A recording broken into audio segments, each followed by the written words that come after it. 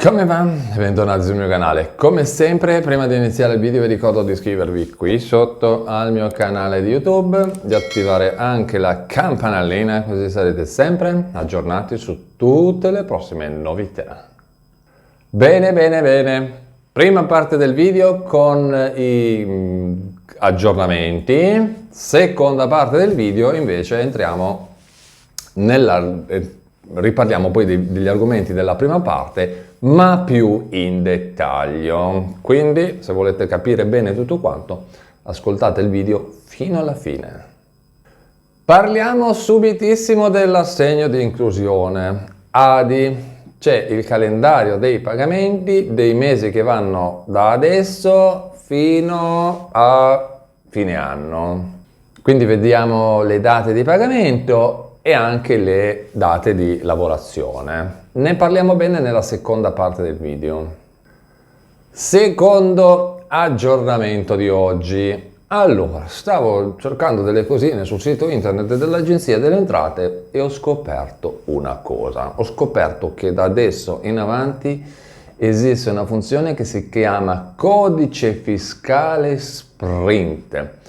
La richiesta si fa sul sito internet dell'Agenzia delle Entrate ed è un nuovo servizio online che taglia completamente tutti i tempi, diventa più veloce, rapido, facile da gestire e anche di questo ne parliamo nella seconda parte del video. Bene, seconda parte del video. Adesso riprendiamo gli argomenti che vi ho detto nella prima parte. Allora, come vi ho detto, è uscito il calendario dei pagamenti dell'assegno di inclusione da adesso fino a dicembre. Quindi prendete carta e penna, il telefono, scriveteveli sul calendario in cucina, tutti quanti abbiamo un calendario in cucina. Prendete comunque carta e penna perché vi devo dire le date. È un calendario ufficiale dell'INPS, ecco, quindi praticamente da lì non ci possiamo sbagliare. Allora, partiamo un po', siamo ad aprile, quindi parliamo dei vecchi percettori, parliamo dei vecchi percettori, poi eventualmente dopo parliamo anche dei nuovi. Allora, per i vecchi percettori siamo ad aprile, i pagamenti sono previsti per il 26 di aprile, poi c'è 27 di maggio, 27 di giugno, 28 di luglio, 27 di agosto, 27 di settembre, 27 di ottobre, 27 di novembre e 20 di dicembre. Per quanto riguarda dicembre, ovviamente sono anticipati, se avete notato, anziché al 27 li hanno fatti al 20, proprio perché dicembre è un mese particolare, ci sono le feste, Natale, Capodanno e di qua e di là e come sempre, sia come facevano con RDC, come hanno fatto adesso con l'ultimo dicembre di assegno di inclusione, li hanno anticipati di una settimana e anche per dicembre infatti hanno messo la data del 20. Questo per quanto riguarda i vecchi percettori. Per quanto riguarda invece i nuovi percettori, allora abbiamo la data del 15 di aprile, 15 di maggio, 14 di giugno, 15 di luglio, 14 di agosto, 15 di settembre, 15 di ottobre, 15 novembre e 15 dicembre.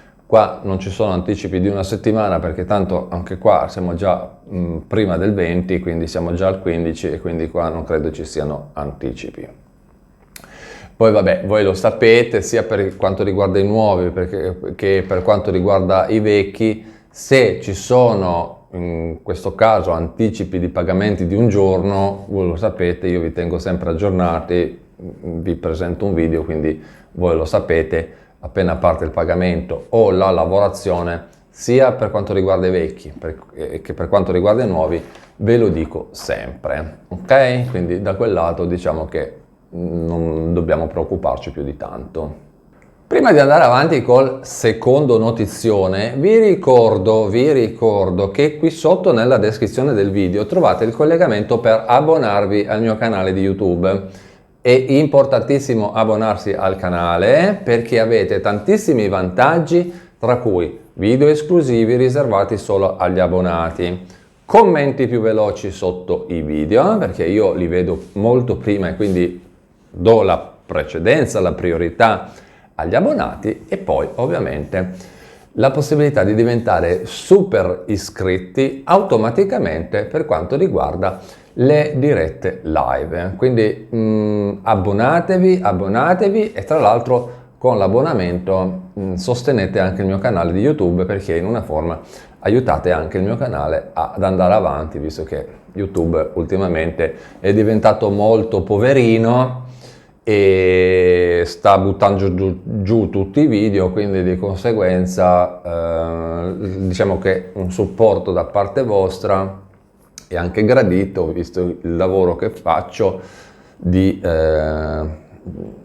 tenervi aggiornati, spiegarvi le cose e di qua. Quindi da un lato aiuta anche molto il mio canale, quindi importantissimo, abbonatevi al canale. Andiamo avanti e parliamo del secondo notizione di oggi. Come vi ho detto prima, adesso l'Agenzia delle Entrate ha tirato fuori questa novità che si chiama Codice Fiscale Sprint. La richiesta va fatta sul sito internet dell'Agenzia delle Entrate ed è online. Questo nuovo servizio taglia i tempi. Quindi, cerchiamo di capire. Da oggi, come vi ho detto, è più facile e immediato ottenere il codice fiscale per i neonati se il comune di residenza non lo ha comunicato ai genitori. Il comune di residenza delle volte è un pochino lento, non sono sempre aperti, c'è gente che magari abita in un comune piccolino, con 4 abitanti in croce, 2 galline, 2 pecore, e quindi magari aprono una volta alla settimana e sai, no? I tempi diventano quel che sono.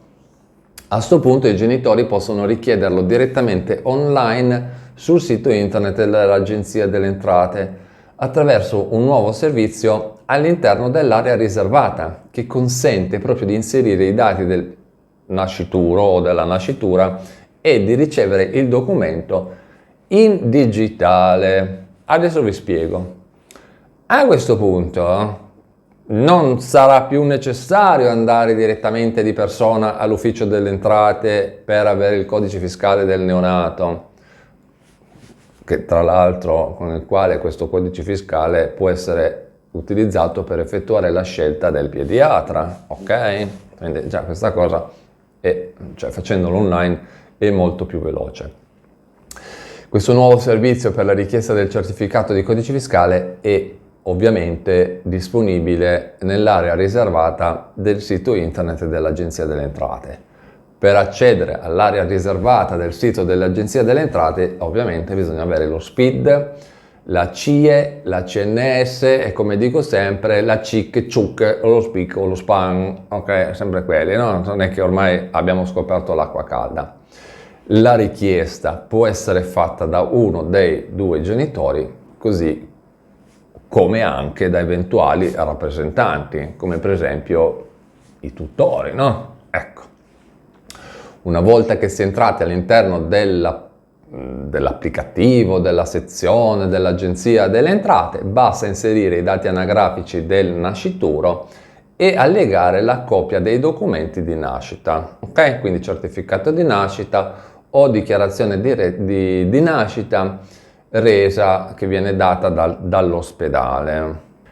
E cosa fanno? Una volta che hanno ricevuto tutto quanto, non appena l'ufficio, a questo punto credo sia l'ufficio di competenza più vicino a dove ovviamente risiedete, cosa fa? Una volta che ha ricevuto la richiesta, l'ha elaborata, il sistema, che adesso non vi spiego tutto quanto, la baracca perché sennò diventa complicato, il sistema invia poi un'email al richiedente per avvisare che il certificato è disponibile online, quindi uno se lo può scaricare, se lo può stampare, se lo può tenere nella giacca, nella borsa, insomma viene molto più comodo, ci evita effettivamente di andare di persona a richiedere una cosa che, voglio dire, è la cosa più semplice di questa terra. Io non so tra l'altro perché ci hanno aspettato al 2025 a farlo, comunque alla fine l'hanno fatto ed è una cosa molto utile e interessantissima, ecco, quindi avvisate chi di dovere e dite appunto che c'è questa nuova possibilità. Bene, con questo è tutto, io vi ringrazio per avermi guardato, vi ricordo di iscrivervi qui sotto al mio canale di YouTube, di attivare anche la campanellina così sarete sempre aggiornati su tutte le prossime novità. E noi ci vediamo in un prossimo aggiornamento. A presto, ciao!